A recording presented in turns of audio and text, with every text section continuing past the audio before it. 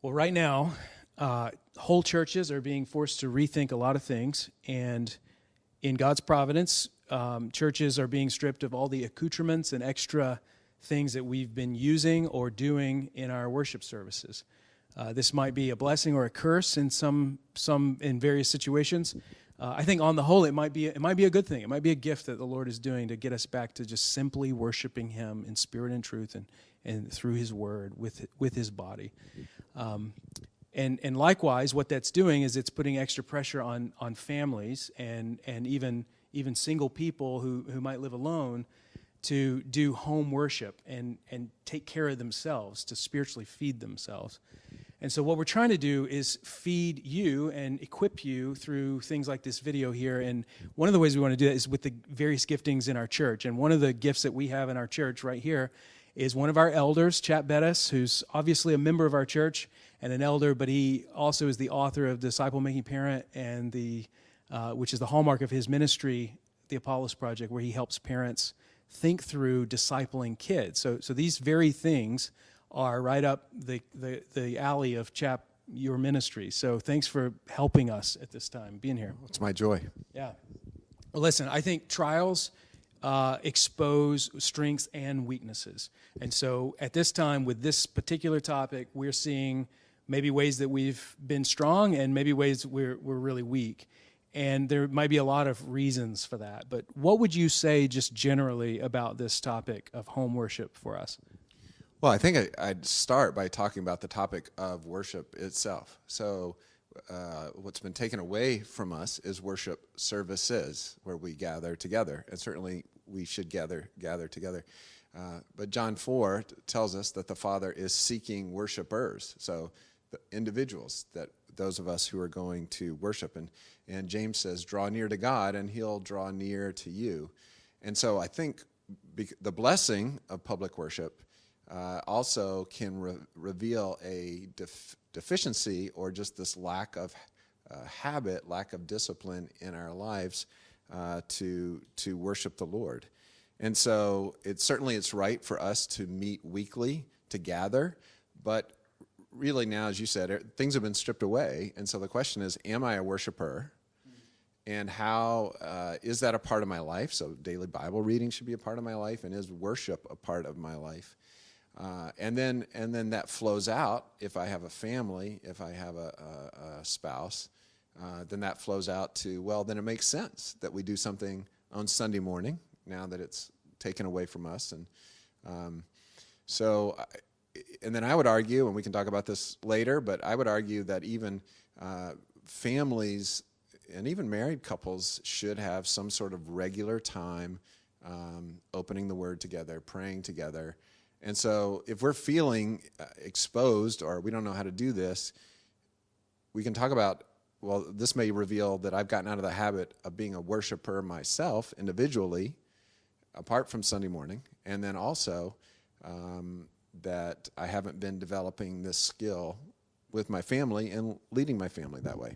Yeah, that's really good about being a worshiper. I'm responsible for worshiping the Lord myself, and then if I've been entrusted with a spouse, if I'm married, and then if God has given me children, I also have that as my responsibility.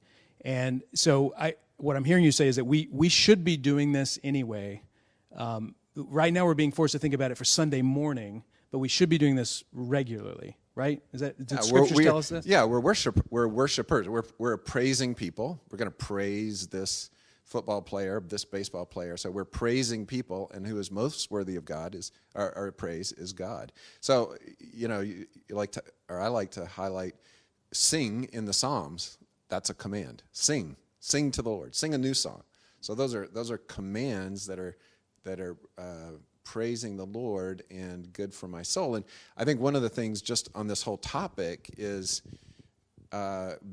sometimes because of the distractions of our Sunday morning, we forget we are serving the Lord. That's one of the words that we translate worship is serving. And just this idea to think, oh, would I take a walk in the woods and sing and praise the Lord just because it gives Him pleasure? That, wow, I'm going to do that. It may have benefits for my soul, but that's going to be a sweet sweet incense to him, that I'm just walking and I'm just singing and praising the Lord. Yeah. So I guess one thing that's just on my mind a lot and in my heart is that this is actually an opportunity. So we might be feeling this as a struggle. So we're going to talk about that. But whether it's a struggle or not, this is an opportunity that God has gifted to us to grow in this discipline, to worship the Lord in maybe new ways for us, some of us, or old ways that we've gotten out of the habit of. And so it's possible, and my prayer is that we would leave this time with another tool in our tool belt, or maybe sharpened if we already had it. But so to do that, though, let's just acknowledge, though, it is a struggle for some people. Some people are really feeling this just as a personal struggle. I don't know how to do this well. Or maybe they have little kids, or their wife is looking at him and saying, all right, is this all you got? Let's acknowledge that struggle, and then talk to us about, why do you think that is? You mentioned before in a conversation we've had about how teaching is a gift. Talk about this. Help us out with that a little bit. Well, there are different gifts in the body.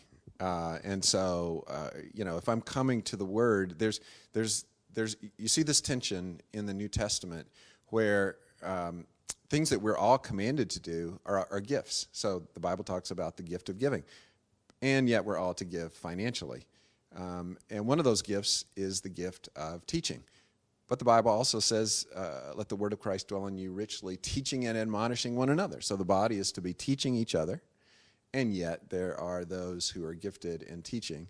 And just as the person with the gift of giving often has the gift of making, then the person with the gift of teaching will often have a gift of studying. And so that's what we benefit from that a lot. And that's what we're used to. So if we don't have that gifting, then this becomes harder. It feels sluggish, like we're fighting. It's good that we should muscle up in some of these areas, and yet it's understandable that it's not gonna come easy. Okay, so that's really helpful. So let me just try to encourage us in two ways. First of all, if you're struggling with that, this may not be your gift, and that's okay. But just like if evangelism is not your gift, that doesn't mean you shouldn't share the gospel. God will still use your efforts to share the gospel. So if you put in effort, prayerful effort with the Lord's help, you can be edified by the word, and you can edify those around you through your efforts. The other thing is that I think you should be motivated and encouraged to go to the scriptures, because God's intention, his purpose for revealing himself through the word, is that he would be understood and he would be known. So if that's God's intent, then we've always said that the scriptures are plain, and the plain meaning of scripture is there on the surface for everybody. So you should be encouraged that you can read the Bible and you can see what God is saying plainly. You may not see everything, and that's okay. You don't have to. So I think of Psalm 19:7, which says, "The law of the Lord is perfect, reviving the soul. The testimony of the Lord is sure, making wise the simple." You might say, "Well, I'm just a simple person." That's okay. You can be made wise by the word. Okay, so with that in mind, though, maybe part of the problem is our expectations. Maybe our expectations are too high, or maybe they're too low. What kind of expectations should we have of just generally going before the Lord and trying to worship him at home and lead our families? Okay, well, so if you're thinking about a family here, and I would just say, some of the, here I am, I wrote the book guy, and some of our family worship time, you would just say, "Oh my gosh, that was disaster. He was boring. The kids were antsy." So in one sense, it's to lower the expectations, and which is easier if you're doing something trying to do it 3 times a night, 3 times a week at night.